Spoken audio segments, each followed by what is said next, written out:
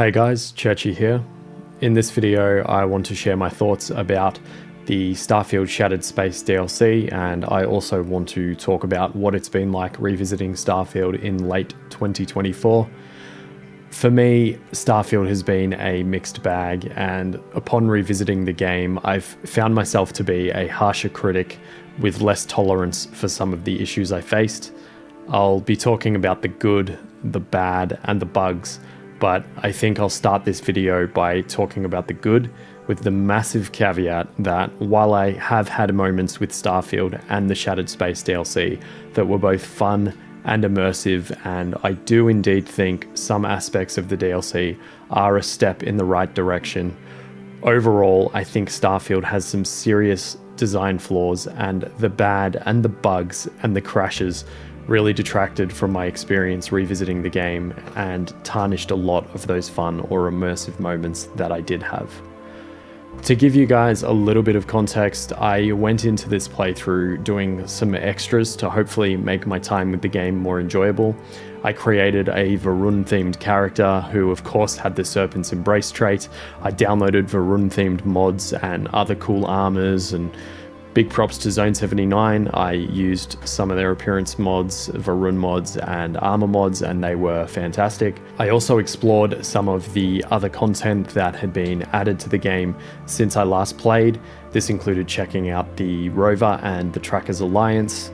And more generally, I went into this playthrough with a sense of excitement about revisiting Starfield and seeing what the game was like now, and a feeling of anticipation for what the DLC might have in store for me. On my road to the DLC, I completed most of the main Constellation storyline, and there were a few things along the way that I enjoyed. The first of those was tweaking the gameplay settings that were now very customizable. Initially, I set most of these to the hardest setting available, which gave a nice experience boost as a result, and later I tweaked some of them in the opposite direction for the sake of convenience. Overall, these tweaks didn't really make the game that much more difficult, but it certainly made some mechanics more interesting. The environmental damage and the afflictions you could get from combat were a great example of this. I suddenly found myself using aid items a lot more to treat my afflictions, or I would actually visit the doctors to seek treatment there. As a byproduct of this, and the Hunger Thirst system, I was now using aid items and food and drink items a lot more, so it would have been nice to have aid items and food items in separate categories in my inventory. The Rover was in general quite fun to drive around, and the first few times it was a great novelty going for a joyride. Not too much to say here really, other than I had a nice time cruising in it, and being able to move around a bit more quickly on planet surfaces was a noticeable improvement and a good quality of life feature. I did the first Trackers Alliance mission, but I didn't buy the one on the Creation Club. I think asking $7 USD for one quest is a bit greedy, and it could also be the start of a pretty nasty trend of releasing content that gives you access to the start of a story as a tease, and then constantly asks you to pay more for the rest, rather than giving you a complete package for a single reasonable price. That said, I enjoyed the free mission that I played, and it was nice having some more no-gravity content added to the game. I remember such content being fairly scarce at launch, and it's a nice novelty seeing the physics of various objects floating about in zero gravity. Sometimes Starfield is a gorgeous game, and I still enjoy playing around with the photo mode, and those moments where I find myself getting very immersed in my surroundings and really enjoying the visuals of the game have always been satisfying. I want to mention here that I did have moments of fun while doing the main Constellation storyline and other short quests that I picked up here and there. I did quite a few little things on Neon, as it's one of my favorite places from the base game, and occasionally there were times where I became quite absorbed in what I was doing for a few minutes here or there. But again, it's important that you know that those moments of fun and that immersion was amongst a slew of simplistic and limited implementations of mechanics and stories with basic outcomes and lackluster role-playing that were contained within micro-worlds. And all of that was dragged further down by the constant menu hopping and the bugs and the crashes. I've talked about some of that in other videos, which I'll leave links to in the description, and I will discuss some of that later in this video, But for now, let's move on to what I enjoyed about the Shattered Space DLC. Before I continue, a spoiler warning here. From this point on in the video, I'll be showing gameplay from the Shattered Space DLC, and at times I will discuss some parts of the main DLC questline and some base game content, including the Constellation questline and Andreja companion questline. So this is your spoiler warning. From the moment I landed on Varun Kai and began exploring the city of Dazra and its surroundings, I already began to feel more immersed in Starfield than I ever had before. I was conversing with the city's inhabitants, learning about the catastrophe that befell them, and through minor quests and activities that I picked up along the way and conversations that I engaged in, I learned more about their culture and religion and the different ways the event that occurred was being perceived. The whole initial impression felt a lot more like I was in one of Bethesda's older titles. I was in a larger, more connected and handcrafted world than I'd previously seen in Starfield, and while the environment was essentially one biome, and the landscape still suffered from a sense of handcrafted locations being plopped into an undetailed procedural area, there was at least an attempt to create a lot more signs across a larger area that suggested the world had seen a history of human presence that had spread across the landscape. And all of this was built with more unique assets than the base game procedural areas, and was more cohesive and often linked together with paths or roads. I think that a lot more could still be done to improve the game in this area, but it was at least a step in the right direction, and like the base game, there were occasional moments where the visuals were very impressive and it was very easy to get lost in for a moment.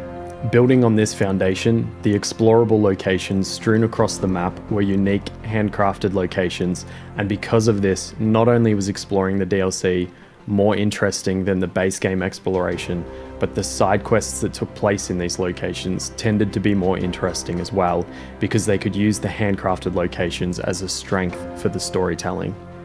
While there are of course examples of interesting and unique side content in the base game, generally speaking, I think the minor side content in the DLC felt a bit more fleshed out and used a sense of space and location as more of a strength. Tying all of this together is the cohesive, connected nature of the world space. Because the bulk of Shattered Space takes place on one planet in one world space, there's far less interruption from loading screens and menu hopping while you play. Having the city in close proximity to so many unique locations that you can wander to and explore also gives the world a more tangible sense of place and scale. Combat in and around these areas was also improved in the DLC. I felt like the enemy AI broke less and they tended to use their jetpacks a bit more, and fighting felt more dynamic than the base game, because although the Vortex Phantoms mimicked what normal Varun Zealots would do, they could teleport, so they'd sometimes appear in unpredictable locations or get up in your face quickly or strike from behind, and in combination with the Vortex Horrors running around and charging you, there were times where the combat definitely felt more engaging than the base game. Wandering around, picking up a quest from an NPC and then heading out to that quest and maybe running into another NPC along the way who has another quest for you, or getting distracted and exploring. All of this felt much more natural in the DLC and far more like previous Bethesda titles. It felt more like you were actually existing in a world, and it was easier to feel more emotional impact or connection to the characters because their stories were anchored in one uninterrupted world rather than being made up of scattered encounters across multiple micro-worlds that can only be reached by the aforementioned menu hopping and loading screens. I also enjoyed role-playing as a character that over time became more deeply set in his religious beliefs and more willing to go to extremes to uphold them. Because I had selected the Serpent's Embrace trait, there were plenty of times during the DLC that extra dialogue options were available to me, and many of those options were well suited to the character I was role-playing.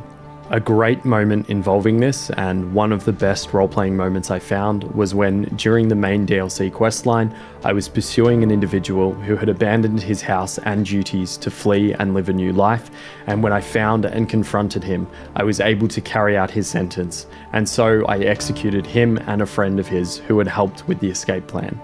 This was not the nice thing to do, nor was it encouraged, but it was a great piece of role-playing and it fit my character perfectly.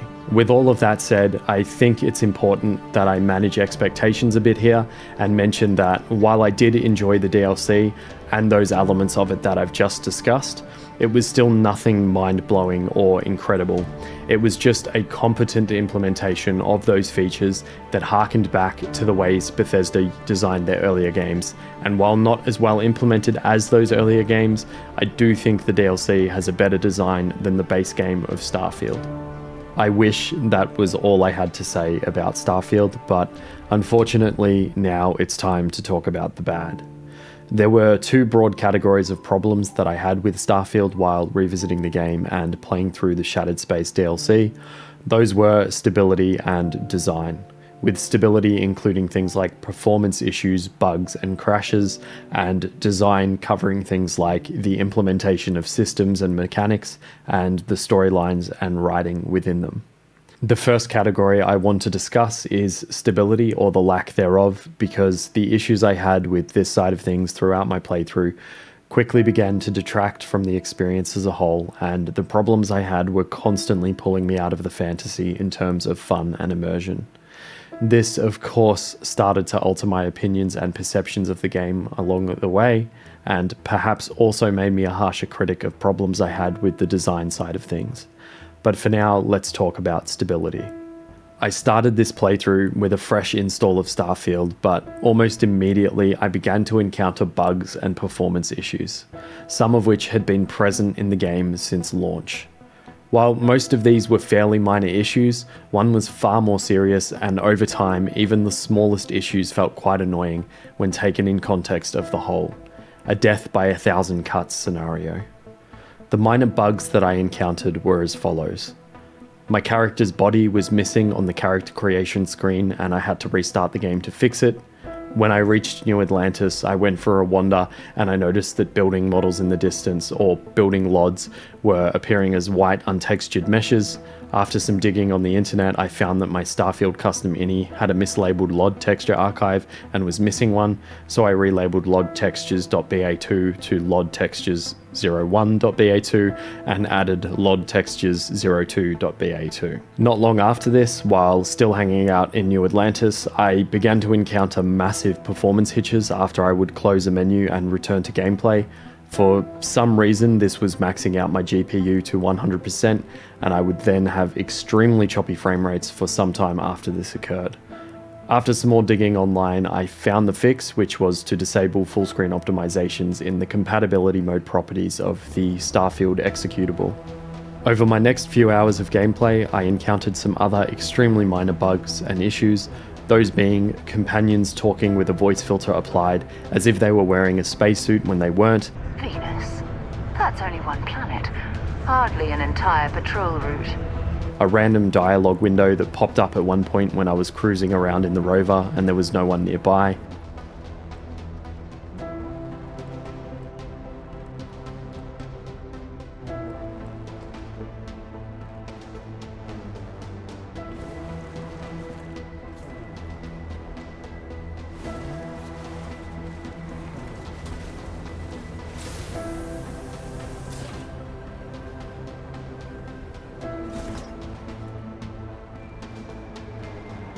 A micro stutter in the well area, which I still haven't found a fix for. I'll talk about the more serious bug that I encountered a bit later in the video, because I'd like to present the issues that I experienced somewhat in the order that they started to occur, to hopefully give you a sense of how they escalated and compounded over time. The next stability hurdle I faced was one that I would have to endure for the rest of my playthrough, and one that I would spend hours troubleshooting, ultimately with limited success. That hurdle was crashes.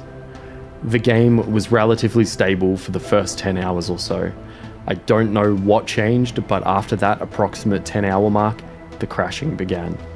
I remember when I played back at launch, I had some crashing issues, but I managed to get the game to only crash every couple of hours, which was easily manageable. But this time around, I wasn't so lucky.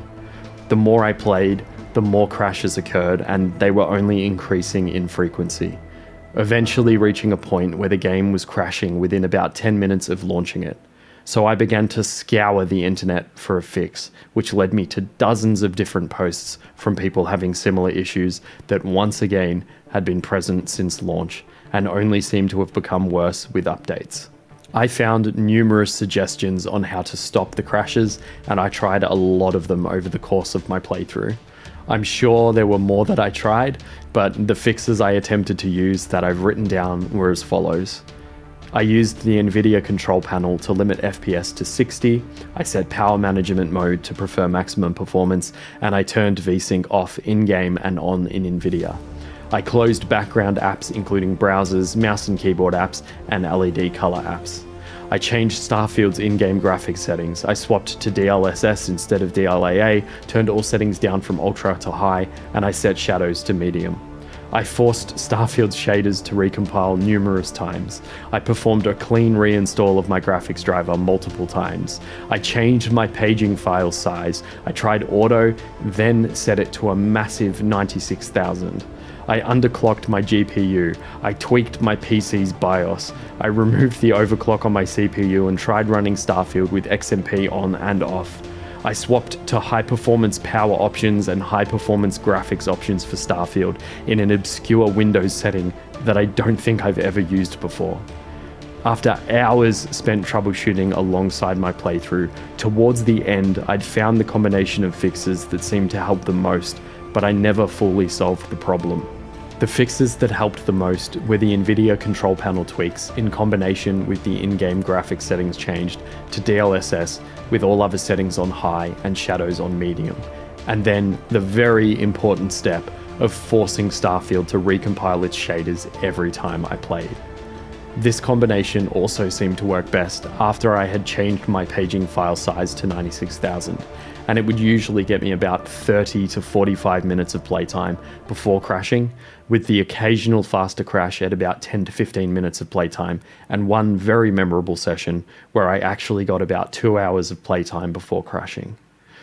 I can't stress enough how frustrating these crashes became, and it was this constant crashing that made the next major issue I had sting all the more.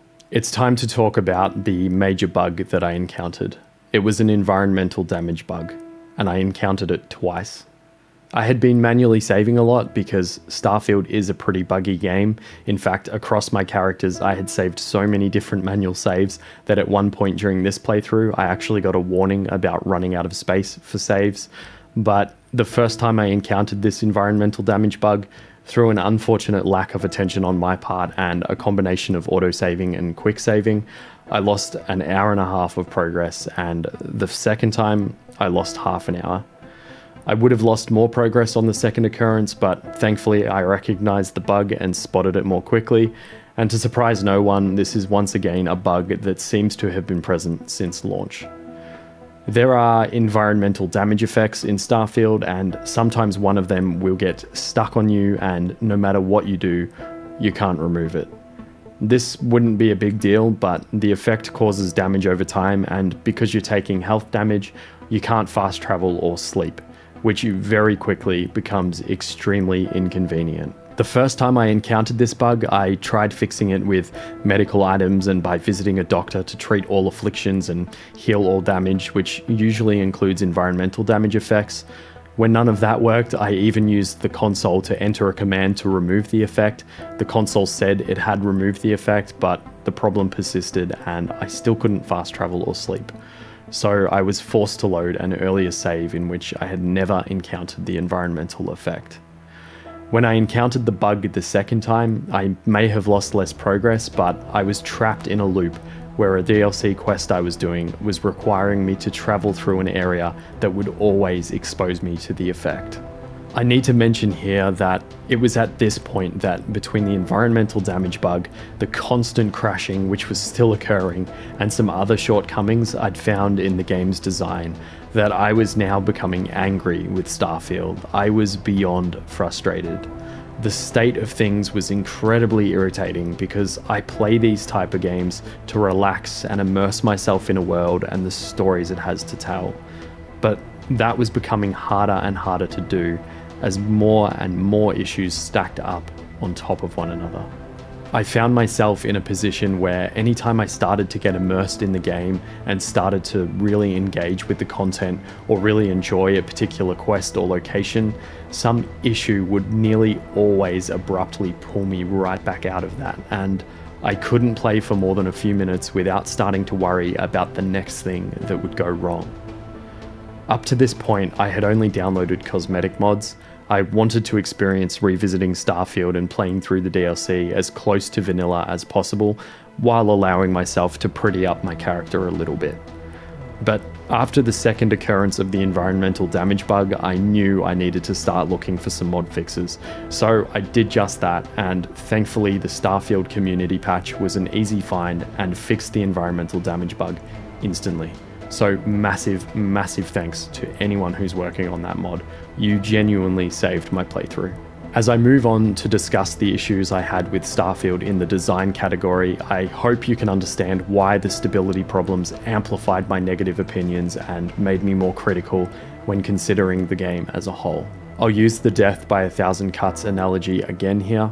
When taken in isolation, most of the issues I had with Starfield's design weren't necessarily anything major, but they were annoyances and shortcomings that compounded over time and ultimately left me with some bitter feelings about my time with the game. The addition of local area maps was nice to see, and menus sometimes felt a bit more responsive than I remember them being when I played back at Starfield's launch, but ultimately the constant loading screens and menu hopping that you deal with over the course of the playthrough becomes incredibly tedious. I would love to see some kind of favorites or quick access list for planets or locations so you could more easily navigate between places. The map system got so tedious that I found myself starting certain quests so that I could use my mission log to track those objectives and then auto jump to them on the map so that I could more quickly access certain locations without having to navigate through the map menu nearly as much. As I ventured into this playthrough, I found I had a complete lack of desire to explore any locations that appeared in any procedural area I found myself in. I knew that the handcrafted locations that spawned would more likely than not be locations that I'd seen dozens of times before, because the game has such a limited pool of handcrafted locations that it draws from when placing points of interest into the procedural areas. And sure enough, the few times that I ended up going to some of these locations, without fail, it was something I'd seen already. Another slight weakness in Starfield is certain locations that are supposed to be old and untouched for generations, sharing the same building assets, furnishings and item spawns as the current day locations that you encounter. These anachronistic details have always been present in Bethesda games, and they aren't really a big deal, but I think there is one place in Starfield where the problem is particularly apparent and more work could have been done to make this location feel older for the sake of the story. I'm talking about the old NASA building that you explore towards the end of the Constellation questline. I think this is a particularly bad offender because the mission is a significant point in the main storyline of the game and is focused on uncovering some important historical information about the human race that has been lost to time. There are some really cool historical objects in the location, old rovers and rocket engines and other things of that nature, and there is debris scattered around, but the furniture and boxes and items you pick up and all the other details of your surroundings look just like any other contemporary location in Starfield. It makes this location feel artificial and disconnected from the history that it's trying to represent. This isn't the only component in Starfield's design where a bit more work could have gone a long way to improving the game. To be honest, there are numerous places where Starfield suffers from a limited implementation of ideas, or where it feels like half measures have been taken, or there is an unwillingness to put a little bit of extra effort or thought into the mechanics and stories. As much as it sucks to say this, it feels like there's a cloud of laziness constantly hovering over many aspects of Starfield's design. To give a few examples of this, although the combat in the DLC feels a bit more dynamic, across the entire game, the enemy AI still seems to occasionally suffer from what I think is some kind of pathing bug. It seemed less common during this playthrough compared to when I played at launch, but there was still a couple of times where the AI was very slow to make a decision or seemed unable to traverse simple obstacles like stairs. The fact that the DLC uses teleporting enemies makes me think there is some credence to this theory, as teleporting allows enemies to quickly move around the battlefield into interesting positions, seemingly without actually having to path to them. Enemy variety is also lacking in Starfield, not just in terms of appearance, but in terms of AI patterns and differences as well. There are, of course, other groups you encounter, but the main factions you often find yourself fighting are the Spacers, the Crimson Fleet, Eclipse Mercenaries, and Varun Zealots. All of them are just people wearing different styles of spacesuits, but they all seem to utilize the same combat AI. If you've fought one of these groups, you've basically fought them all. There are also the animals that you come across while exploring the procedural areas on planets, and while these are visually diverse creatures, they all seem to have either the identical predator or prey AI, with no great nuance to any of it. The most interesting enemies are the Starborn, and from the DLC, the Vortex Phantoms and Vortex Horrors. The Starborn occasionally use their powers to go invisible or launch a projectile at you, but they ultimately are still just people in spacesuits that use the same fighting patterns as the other groups. In combat, the Vortex Phantoms act exactly the same as the Zealots, but they can teleport, which of course makes things more interesting. It also seemed like Zealots in the DLC use their jetpacks a bit more than enemies in the base game, and the Vortex Horrors seem to just be using the same Predator AI as the animals found elsewhere, but they could teleport, which again made combat more fun. I did have the occasional epic moment of combat, but the problem here is that there are so few visually distinct factions in such a large universe, and the bulk of enemies you fight share extremely similar movement patterns and combat behaviors. So regardless of where you are or what or who you're fighting, combat can quickly start to feel very simplistic and samey. The ship designer is a very cool system and is actually one of my favorite things in Starfield, but even this has a bunch of annoying restrictions placed on it, including things like limited ship length, only being able to have one of each major device like your shield generator, limits on the number of weapons you can have, and a whole range of other limitations. These restrictions seem to be there because of the way certain ship mechanics and interactions with the game world are implemented, but unfortunately they quickly start to curb your creativity and force your ship designs in certain directions. Perhaps to allow for more creativity while using the ship designer, ships could have been located up in space, and then a less customizable landing craft that adheres to any design requirements could have been used to land on the planets. The hunger-thirst system is not a detailed system at all. It's a very basic system. You're either well-fed and hydrated and you receive buffs for 30 minutes for each of those, or the timers have expired and you're suddenly malnourished and dehydrated and receive debuffs until you eat and drink again. It's an extremely simplistic implementation of the idea and could have easily been expanded to include a range of hunger and thirst states that affect your character in more interesting ways. Another example, which was honestly more funny than annoying, but did show a lack of consideration towards situations that might occur, was an issue with the rover. When you land on a planet, the rover likes to spawn in close proximity to your ship's landing bay, but sometimes depending on the length of your ship and the position of your landing bay, the rover will spawn clipped inside other objects and be trapped in this state.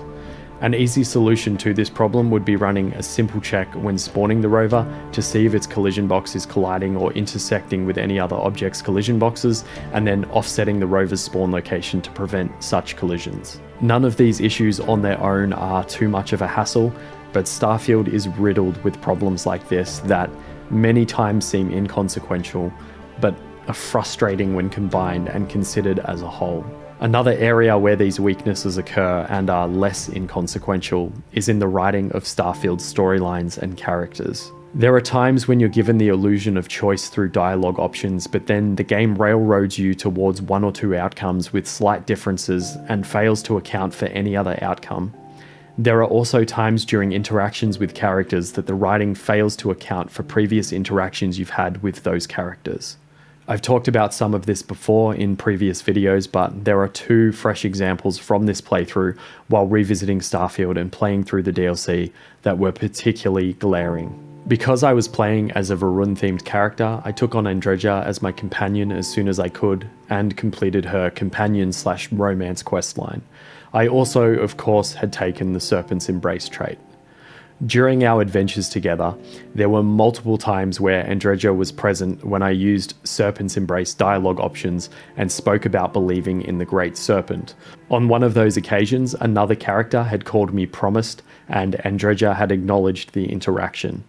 On another occasion, Andreja had directly acknowledged my belief in the Great Serpent. Then, later, during an important milestone of the questline where you can commit to the relationship with Andreja, she was acting like my character's beliefs were completely different than hers, and she was sad about it, even suggesting that she was promised and my character wasn't, which meant that he'd be devoured by the Great Serpent.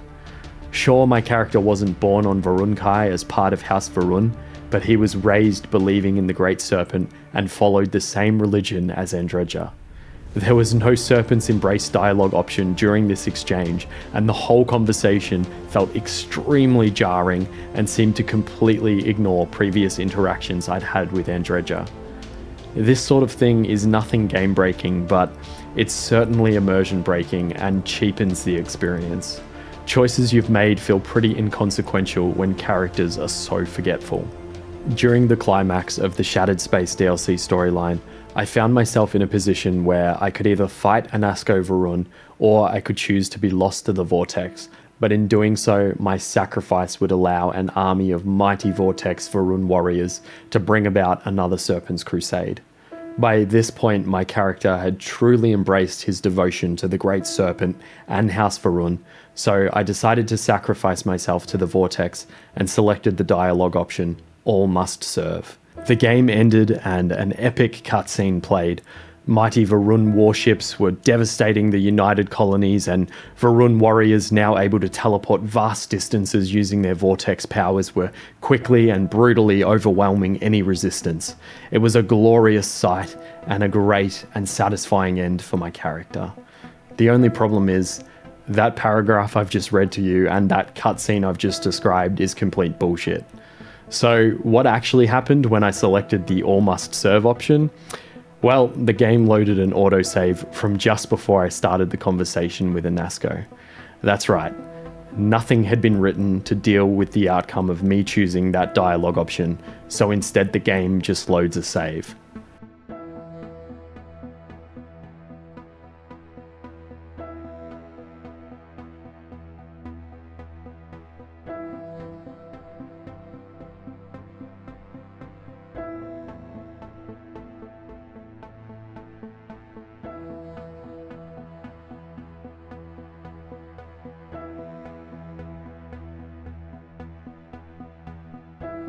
So now I'm railroaded into fighting Anasco and fighting my way out of the Scaled Citadel.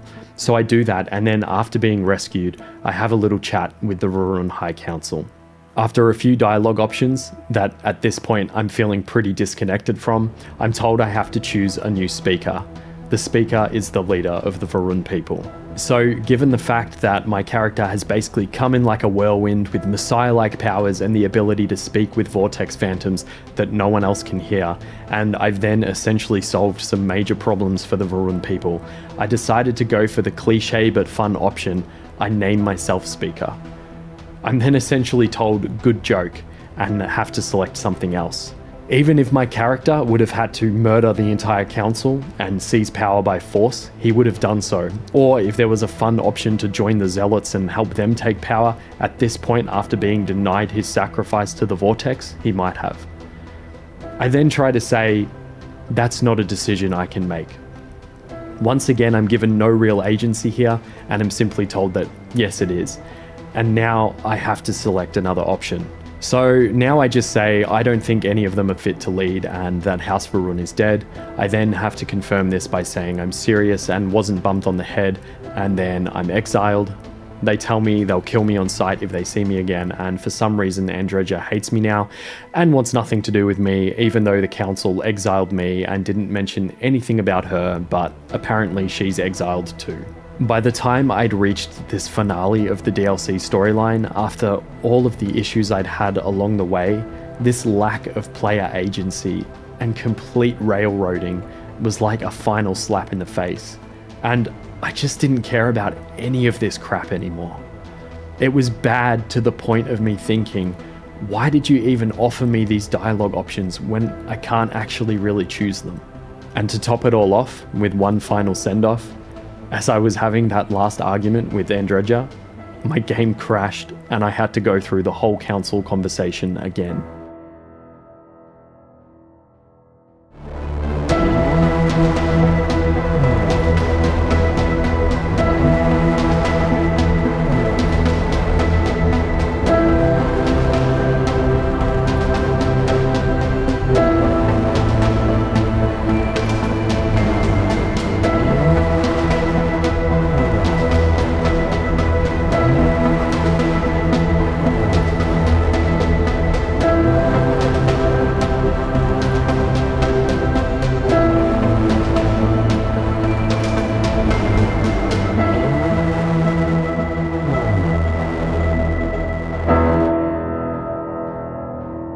Revisiting Starfield and playing through the Shattered Space DLC took me about 48 hours of playtime, with about 18 of those being the DLC playthrough. During this playthrough, there were moments when I got to embrace a sense of exploration and adventure. There were moments of epic combat where I felt like a badass. There were moments where I relaxed for a minute and just immersed myself in the world and was in awe of some of the visuals. And there were moments here and there where I could feel myself starting to really enjoy the game. But I was always pulled back out of these moments by some performance issue, a bug, a crash, or some annoyance, inconvenience, or shortcoming of Starfield's design.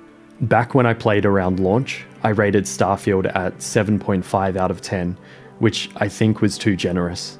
Admittedly, back then I encountered a few less issues and some of the problems felt less severe, but now after revisiting the game and playing through the DLC, I can safely say that while it's a gorgeous game and on a surface level it's fun to roam around in for a while, I think because of all the issues I faced, overall I would only give Starfield a rating of 5 or 6 out of 10. Maybe one day, a few years from now, Starfield will be full of DLCs that are all great additions to the game, and maybe a lot of the issues will have been fixed.